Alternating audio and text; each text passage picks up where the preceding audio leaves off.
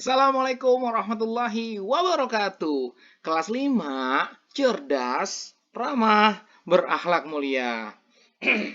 Pada video kali ini kita akan masuk ke tema 2, udara bersih bagi kesehatan. Subtema kedua, pentingnya udara bersih bagi pernapasan.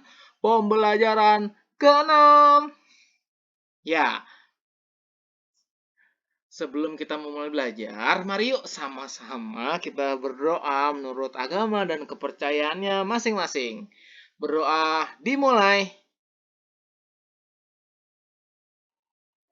Berdoa selesai. Tetap terapkan protokol kesehatan dengan menggunakan masker, mencuci tangan, menjaga jarak, menghindari kerumunan, dan mengurangi mobilitas.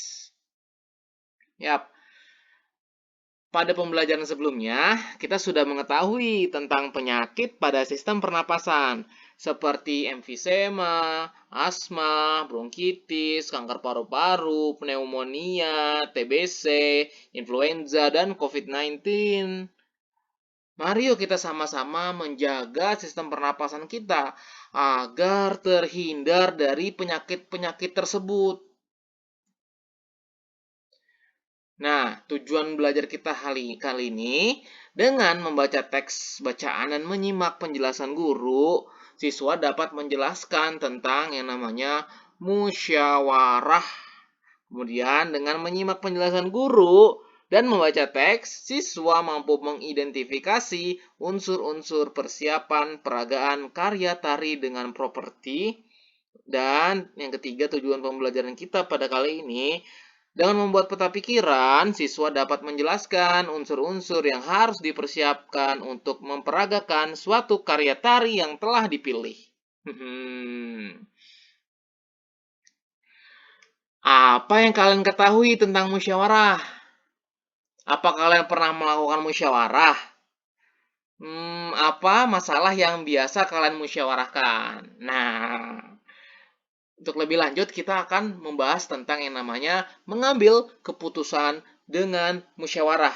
Ketika seseorang atau sekelompok masyarakat gitu kan memutuskan sesuatu, tetapi terjadi kebingungan gitu kan, kita bisa putuskan dengan cara musyawarah.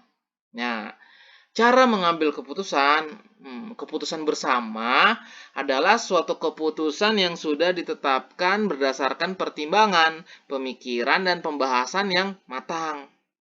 Keputusan bersama haruslah mewakili kepentingan seluruh anggota atau seluruh peserta rapat, serta dilaksanakan dengan rasa penuh tanggung jawab.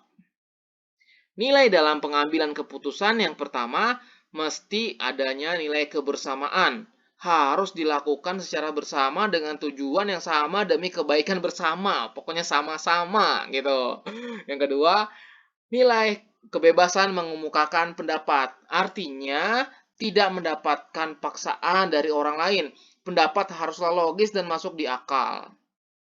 Ketiga, nilai dalam pengambilan keputusan menghargai pendapat. Setiap peserta haruslah mendengarkan dan menghargai pendapat orang lain tanpa menyela pendapat orang lain. Yang keempat, nilai dalam pengambilan keputusan yaitu jiwa besar serta lapang dada. Dalam proses musyawarah pasti mendengar pendapat berbeda. Namun, keputusan yang telah dibuat harus dipatuhi dan dilaksanakan dengan penuh kesadaran dan tanggung jawab. Musyawarah mufakat. Pengertian musyawarah mufakat yaitu merupakan salah satu bentuk upaya pengambilan keputusan bersama yang sesuai dengan nilai budaya bangsa Indonesia yang demokratis. Musyawarah adalah pembahasan bersama suatu masalah guna mencapai keputusan. Ciri-ciri musyawarah mufakat. Yang pertama, sesuai dengan kepentingan bersama. Yang kedua, pendapat mudah dipahami dan tidak memberatkan. Yang ketiga, pertimbangan moral lebih diutamakan dan bersumber dari hati nurani yang jujur. Yang keempat, pembicaraan harus dapat diterima dengan akal sehat dan sesuai dengan hati nurani. Prinsip dan aturan musyawarah dilandasi dengan akal sehat dan nurani. dilandasi semangat kekeluargaan, mengutamakan kepentingan umum, menghargai pendapat orang lain. Keputusan yang diambil harus dipertanggungjawabkan kepada Tuhan Yang Maha Esa. Dan yang keenam, melaksanakan keputusan bersama dengan dilandasi penuh rasa tanggung jawab. Tata cara dan persyaratan musyawarah nih. Yang pertama, hadir sebelum musyawarah dimulai.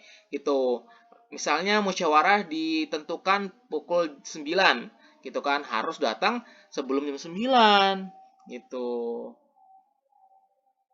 Mencapai jumlah anggota minimum. Misalnya, anggota dalam sebuah kelompok itu adalah 10. Ya, minimal lebih dari 50%-nya. Jadi kita mesti 6 orang minimal yang datang gitu. Ada susunan kepanitiaan, minimal misalnya ketua musyawarahnya siapa, notulisnya siapa, dan pesertanya siapa. Notulis itu yang mencatat hasil daripada musyawarah. Dan berhak menyampaikan pendapat, tata cara persyaratan musyawarah. Setiap peserta harus menghargai pendapat orang lain juga. Terus, pendapat harus dapat diterima akal sehat, tidak untuk kepentingan pribadi atau golongan. Ya, kita masuk kepada cara menyampaikan pendapat. Jadi, dalam sebuah musyawarah itu kan punya hak dalam setiap anggotanya untuk menyampaikan pendapat. Berikut Pak Guru sampaikan cara menyampaikan pendapatnya. Yang pertama, hadir sebelum musyawarah dimulai, itu tentu ya, pasti ya. Kemudian berbicara setelah dipersilakan. Misalnya kalau mau ngasih pendapat, tata caranya disuruh mengangkat tangan, kamu angkat tangan. Gitu. Terus berbicara setelah dipersilakan sama siapa? Sama ketua si yang menyelenggarakan musyawarah. Kemudian cara menyampaikan pendapat yang selanjutnya, apabila ada yang berbicara, menunggu sampai pembicaraan selesai. Bersikap sopan dan suara mesti cukup jelas. Oke? Sikap dalam musyawarah, menghargai atau menghormati pendapat orang lain. Yang pertama, ya, kita harus menghargai dan menghormati pendapat orang lain meskipun dia itu berbeda pendapat dengan kita. Kedua, tidak memaksakan kehendak kepada orang lain. Betul, ya, setuju ya. Nggak boleh maksain. Ya, kamu pokoknya harus begini sesuai dengan apa yang aku mau. Nggak boleh. Tuh kan? Yang ketiga, tidak boleh mencela pendapat orang lain.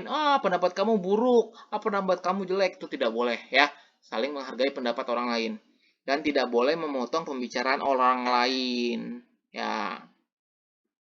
Mari bermusyawarah bersama dengan temanmu ya. Nanti kamu bisa memilih 2-5 temanmu ke dalam sebuah kelompok. Kemudian bersama dengan temanmu, kamu buatlah peta pikiran mengenai peragaan karya tari. Peta pikiran dibuat dengan penuh kreativitas bersama-sama melalui hasil musyawarah. Ngomong-ngomong soal peragaan karya tari, sedikit nanti akan Pak Guru jelaskan tentang peragaan karya tari. Yap. Persiapan peragaan karya tari. Ya. Persiapan yang dilakukan. Pertama, kamu tentukan bentuk karya tari. Ini tariannya tunggal, berpasangan, atau kelompok gitu kan. Terus pemilihan karya tari yang disesuaikan dengan bentuk tari. Pilih karya tarinya, tarian apa. Tentukan deh jumlah penarinya. Terus pilih properti tarinya.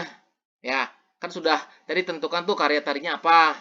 Terus jumlah penari dan properti tari, lanjut menentukan iringan tarinya, gitu kan. Bisa dengan rekaman dari CD. Dan selanjutnya memilih busana tari. Ya, ini tantangan belajar kita ya, ada 2. Yang pertama nih, apa sih yang kamu ketahui tentang musyawarah? Setelah tadi Pak Guru jelaskan, terus tuliskan pengalaman musyawarah yang pernah terjadi dalam keluargamu. Kamu tulis di kolom komentar ya jawabannya ya. Dan tantangan yang kedua, seperti yang tadi, kamu cari teman sekelompok 2-5 ya dalam satu kelompok. Ini baru membuat peta pikiran tentang persiapan peragaan tari. Kamu bikin seperti bentuk gambar di layar ya. Ada bentuk karya tarinya apa, jumlah penari, busana tari, properti tari maupun iringan tarinya. Oke? Ini baru persiapan peragaan tari. Ya, kamu buat peta pikirannya bersama dengan kelompok kamu dengan cara bermusyawarah tentunya. Oke. Terima kasih telah menyaksikan video ini. Tetap semangat, tetap ceria semuanya. Kelas 5, cerdas, ramah, berakhlak mulia. Wassalamualaikum warahmatullahi wabarakatuh.